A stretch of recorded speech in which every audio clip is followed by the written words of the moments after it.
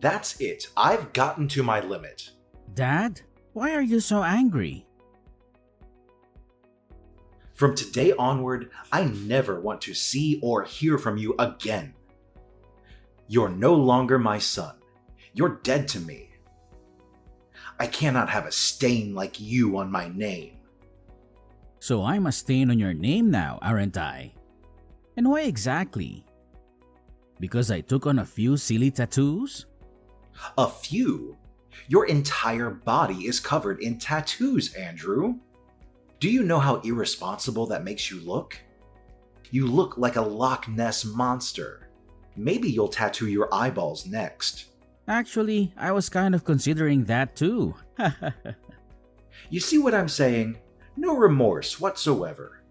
You don't even feel remotely sorry for what your irresponsibility has cost me in my company. Remorse? Why? You want me to feel sorry for doing what I love? Why should I do that? You're a worthless son. You know that, right?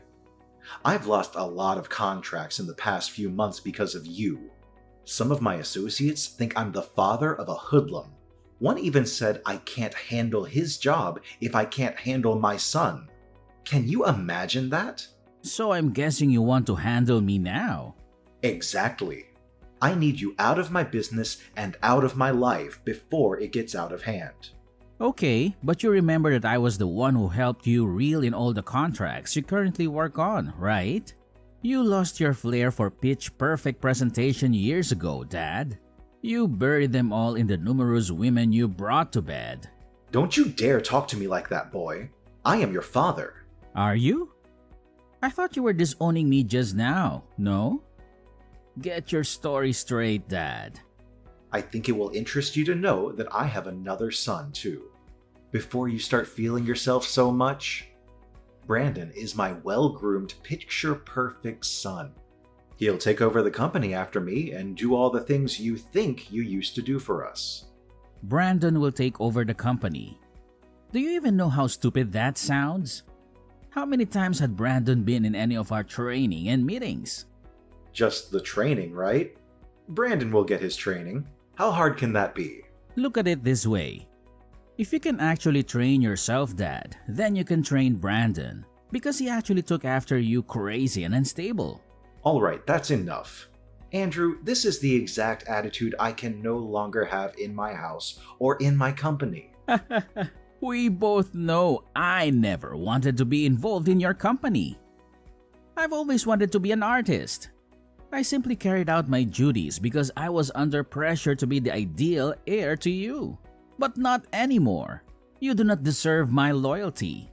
Especially because you're a narrow-minded person who does not accept people the way they are. You feel everybody has to fit into the mold you have created. That's not true. You know, I was proud of you in the beginning. Only because you never knew you'd have another son.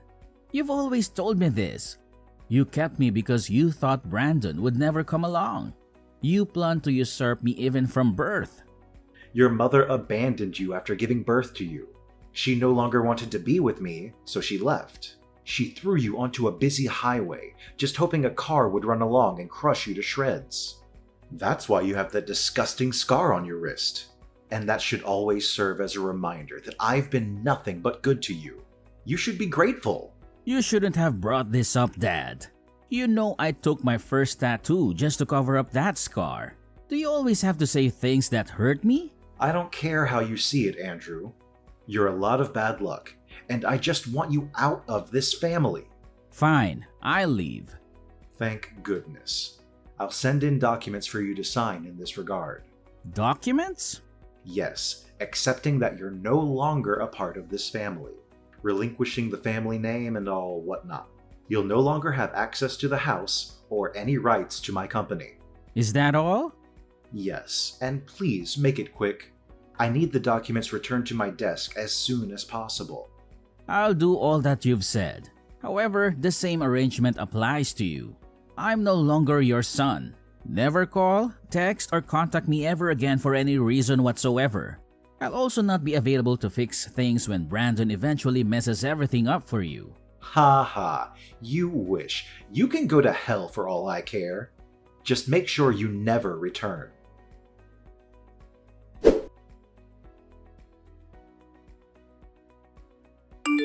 Hi, bro. I need us to talk.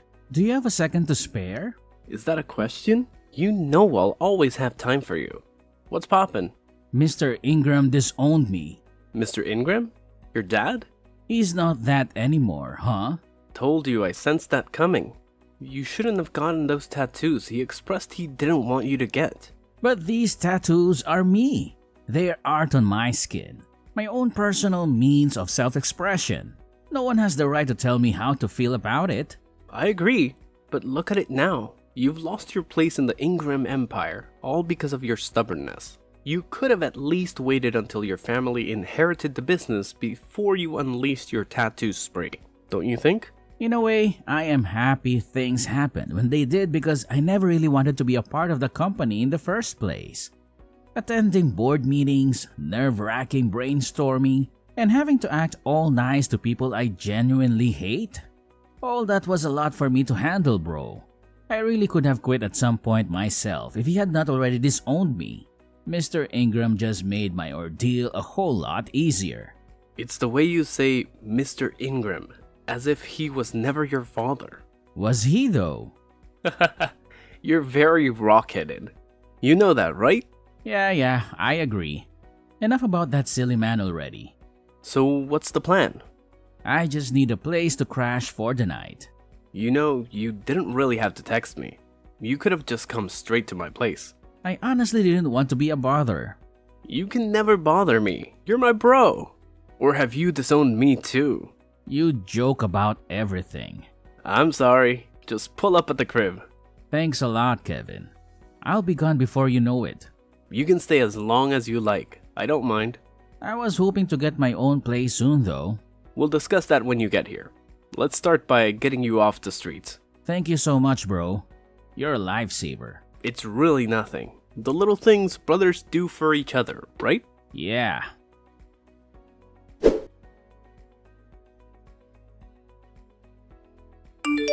Hello, Kevin. It's good to see you. Andrew, my friend, how are things going? I know it's quite late, but I wanted to express my gratitude for your assistance with my move tonight. Your friendship means a lot to me. Don't mention it, Andrew. That's what friends are for, right? By the way, your new apartment looks fantastic. Yes, it does. And can you believe it? Miss Rebecca let me move in without asking for any rent up front or a security deposit. That does seem a bit unusual, doesn't it? It does seem a bit strange, but it could also be a fortunate turn of events, don't you think? It could be, but something about this situation feels a bit off to me. I was actually going to ask you about that. Why do you think Miss Rebecca made us hot coffee and cookies just because I was moving in? Is she always this hospitable to her tenants? How would I know? Well, you're the one who recommended her to me. All I can tell you is that she's a kind woman, and she treated me well when I was dating her daughter. You dated her daughter? Yes, I did. And when I was in a tough spot, she let me stay in one of her apartments. So you're saying she can be a bit overbearing at times? I wouldn't necessarily call her overbearing. But she joined us when we were watching the games. That seemed a bit intrusive to me. Well, you could have asked her to leave if you felt uncomfortable. I didn't want to appear ungrateful. I understand where you're coming from. To be honest, I kind of enjoyed the attention she gave me. Oh, really, Andrew? No, it's not like that. It's just that, for the first time in my life, I felt cared for by a woman. It was almost like having a mother. She's called me numerous times to check on how I'm settling in. It feels like we've known each other for years. For once in my life, I felt loved and appreciated despite all my tattoos and everything else. I get what you're saying, Andrew. But just remember not to get too comfortable with this situation. You don't want things to get complicated between you and your landlady. Oh look, she's calling me again. At this hour? Do you think she might need something from you? I'm not sure. All I know is that every game has an end. Let's just hope it's not what we're thinking. Yes, let's hope so.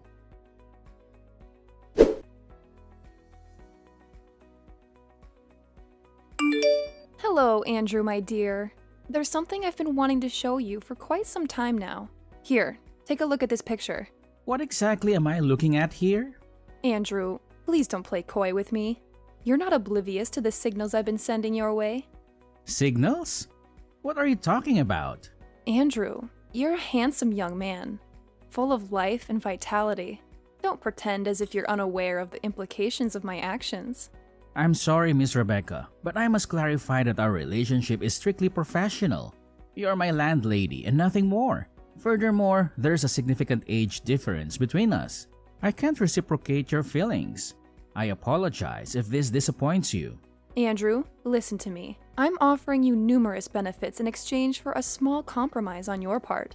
Surely you've been in similar situations with other women before, so this shouldn't be an unfamiliar territory for you. Just consider it for my sake. In return, you won't have to worry about paying rent for as long as you live here. Miss Rebecca, I never claimed that I was unable to pay the rent. In fact, I'm transferring the money to you right now. Andrew, I genuinely like you. I don't want to cause any inconvenience for you. This is the only time I'll bring up this topic, and I promise not to bother you about it again. I appreciate your feelings, Miss Rebecca, but I simply can't comply with your request. I apologize. That's all right, Andrew. Take some time to think it over. But remember this. Sooner or later, you'll find yourself agreeing to my proposal. Just wait and see.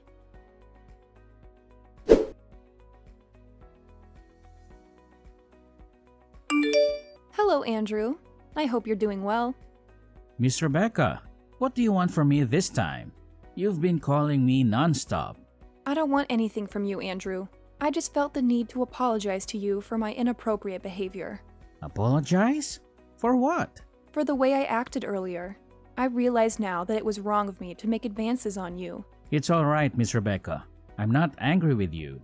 But you should know that everyone in this complex holds you in high regard. You wouldn't want to tarnish that respect by behaving inappropriately. No, of course not. I don't usually behave like that. It's just that the moment I laid eyes on you, Andrew, I felt an intense attraction towards you. It was as if we had known each other for a lifetime. My initial instinct was to pursue a romantic relationship with you, which is why I was so forward with you. But now I realize that my approach was wrong. You remind me so much of my son. Your son? Yes, my son King. I lost him when he was just 2 years old. I had to leave his father because I feared for my life, but that decision turned out to be the biggest mistake of my life. When I tried to get him back, his father had already left town with him. The fear of never seeing my son again was haunted me ever since. But when I saw you... I'm sorry. I shouldn't burden you with my sad stories. No, it's okay, Miss Rebecca. We all experience loss at some point in our lives. In fact, I never knew my mother either. My father told me she left us when I was 3 years old. Oh, Andrew. I'm so sorry to hear that. It's alright, Miss Rebecca. Sometimes sharing our tragic experiences with others helps us overcome them. Would you like to continue your story? Well, there isn't much more to tell. We were married for 3 tumultuous years because his father insisted on it. If he hadn't married me, he wouldn't have been appointed as the CEO of his father's company. But more than that, they needed an heir to carry on the family legacy. So after our son was born, Leonard didn't want anything more to do with me. He became violent and made several attempts on my life. Despite everything, I stayed because of our son. But one day it became too much. Did you say Leonard? Yes, Leonard. He was a cruel and wicked man. Pure evil. That day, he wanted me out of his house immediately, but I refused to leave without my son. In his rage, he smashed a wine bottle against the wall and threw it at me. I managed to dodge it, but then my 2-year-old son walked into the room. He got caught in the crossfire, and the flying glass cut his wrist. What? That day was the last time I saw him. After that incident, I ran away, but now I realize that leaving was the biggest mistake of my life. Later on, Leonard remarried and had another son with his new wife. Now, all of these years later, I don't even know if my son is alive or dead. What was your ex-husband's full name? His name was Leonard Ingram. Mom? What? Did you just call me Mom? No, my name is Andrew, not King. But why did you call me Mom? Because your story matches mine exactly. And this cut on my wrist. Can you show it to me? Alright, here's a picture of it. You might not be able to see it clearly because I've covered it up with tattoos over the years. Is this your left hand? Yes.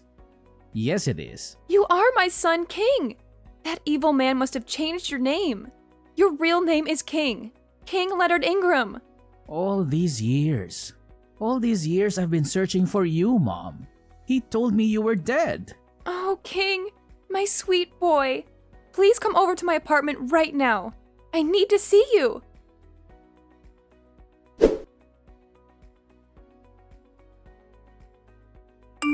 Come back home, Andrew. I need you. Excuse me? Who is this? And how did you get my number? How can you not know who I am? I'm your father, boy. And don't play dumb with me. I know you've been keeping tabs on me. Correction. I'm no longer a boy. I'm a grown man now. And secondly, I don't have a father, so I don't know who this is. And thirdly, I haven't been keeping tabs on you. You're just too famous for your own good. Enough with this nonsense. I want you to come back home right now. You're the only one who can save the company. You don't have any right to command me in that matter, Mr. Ingram. Especially not after you threw me away like trash. I blocked your number before, and I'll do it again right now. Because I do not want to have anything at all to do with a barbaric abuser like yourself. I would watch how you speak to me if I were you. You owe me everything, Andrew. Everything. But you're not me. And that's the amazing part. And no, I don't owe you anything, Mr. Ingram. As a matter of fact, you owe me an apology for all the years of pain and suffering you caused me. I really didn't go through the trouble of getting a new line and searching for your contact just to banter words with you. Just come home and fix things. The company is on the verge of collapse, and you're the only one who can turn things around. Face your wrath? What can you even do? I heard you're old and sickly now. If I begin to run, you cannot even chase me. Of what good are you then? So you've been keeping tabs on me. You're still a celebrity. And even though I honestly don't know why a heartless person like you should be among the elite, it doesn't change the fact that you are. It's easy to keep an eye on everything you do when you and Brandon are always on the news for all the wrong reasons. So at least you know that the company is sinking into the ground. Not that I didn't warn you from the onset.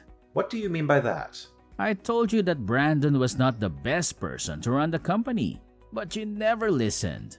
You let go of your key to generational success simply because of your narrow-minded ideas. P.S. The key was me. Okay, fine. You've won, okay? Brandon was the worst choice of my life. He kept stealing money from the company's purse to give to his several girlfriends and mistresses.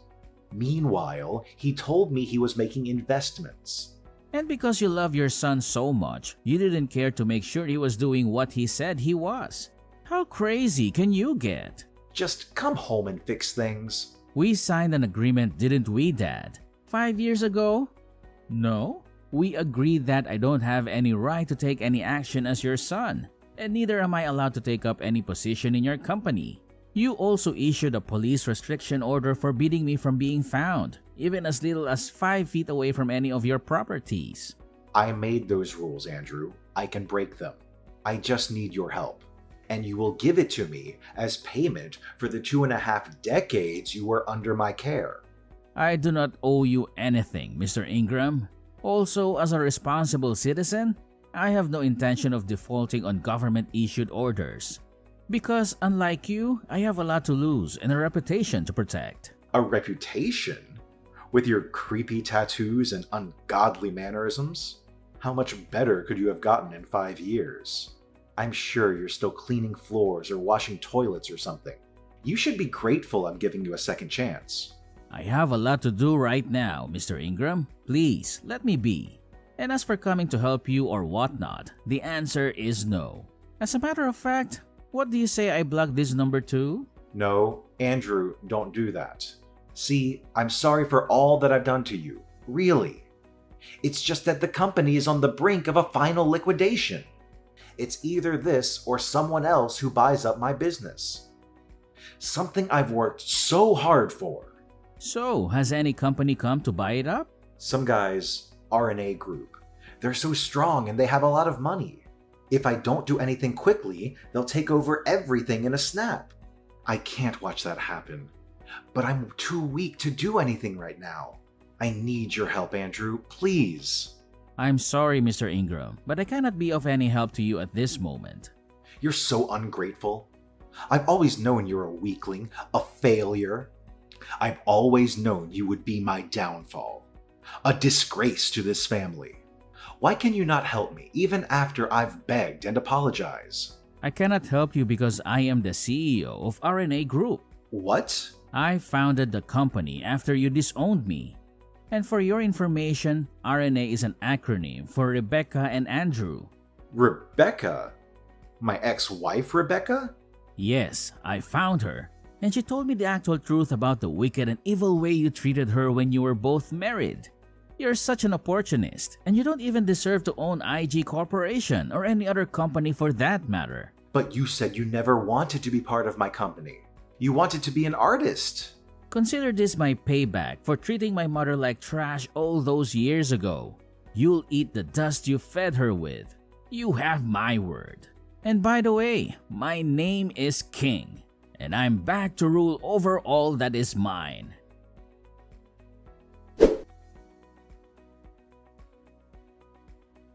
As the CEO of RNA Group, I had the resources and influence to rescue IG Corporation from the brink of collapse. However, I had no intention of simply bailing out my father's sinking ship with a generous donation. I had a better plan in mind. I negotiated a merger between the two companies, proposing that my mother, Rebecca, be appointed as co-CEO alongside me. Rebecca, a brilliant businesswoman and the rightful heir to the empire, had suffered for years at the hands of my dad. She had been forced to leave him and me when I was just a toddler, after he tried to kill her with a broken wine bottle. The board members, eager to save their company, quickly rallied behind the idea. Leonard, realizing he had no other choice, begrudgingly agreed to the merger. As the ink on the agreement dried, Rebecca and I took the helm of the company. Together, we breathed new life into IG Corporation. My innovative ideas and my mom's strategic vision revitalized the once faltering empire in a surprising turn of events. We introduced new products and services, expanded our market share, and improved our customer satisfaction. My unconventional appearance and tattoos became symbols of creativity and resilience. In the end, Leonard and Brandon were ousted from the company and their family home, ultimately turning the tables and returning Leonard to a life of retribution and regret. He had lost everything he had worked so hard for, while I had gained everything he had taken away from me. Oh, sweet revenge.